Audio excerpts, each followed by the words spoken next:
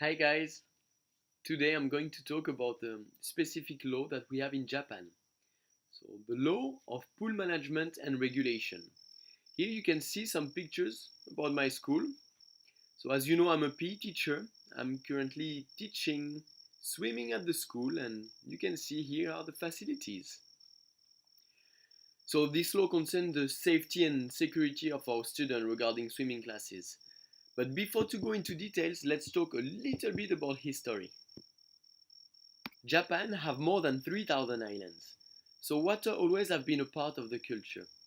From the ancient times, people have got into the water for the reason of predation, hygiene, physical health, spiritual health, religion, or just enjoyment. At the Edo period, so basically shogun and samurai, in between 15th and 18th century, swimming as a military art started.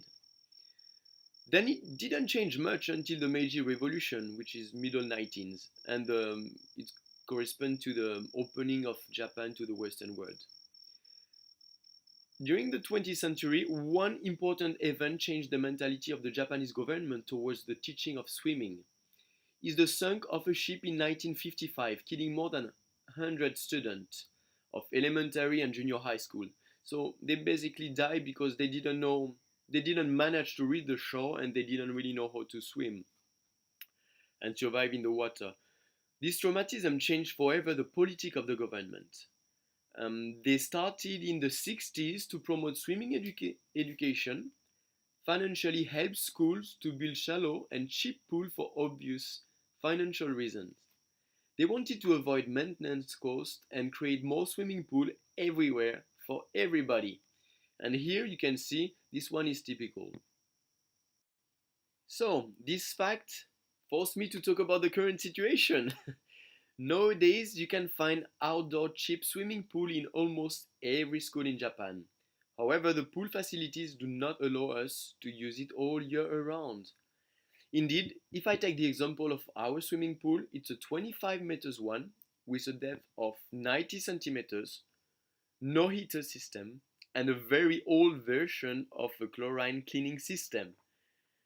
So this building was a public school before and the facilities didn't change much, especially for the pool part. The local law about pool management and regulation in Tokyo only allows students to be in the pool if the water temperature plus the air temperature together go higher than 50 degrees Celsius. Okay, let's have an example. If the air temperature is 28 degrees Celsius and the water temperature is 25, the total is 53. So we can swim because it's higher than 50. However, if the air temperature is 24 and the water temperature is 20, you guess, it's 44, it's below 50, you cannot swim.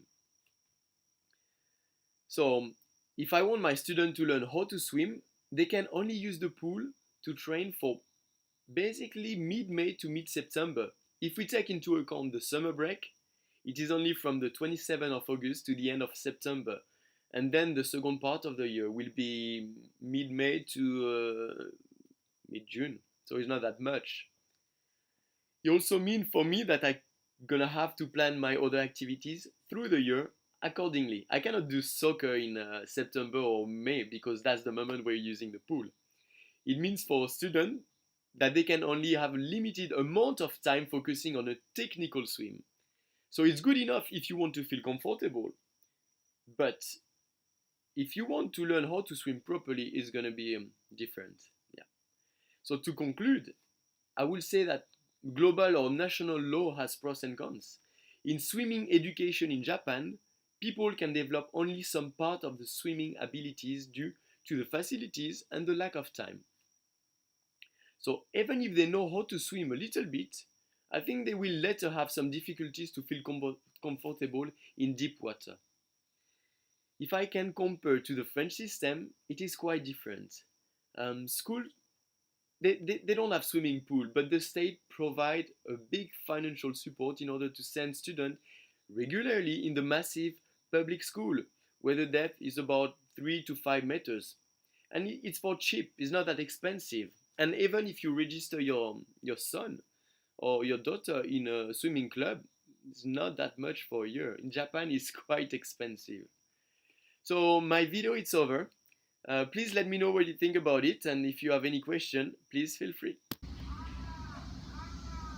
Here we are. This is the swimming pool, the 25-meter swimming pool in the middle of Tokyo. As you can see, we have all those buildings around us. So right now, the water temperature is 26-27 degrees Celsius, and the air temperature, it's about 27-28. So it is much more than 50. So we can use it.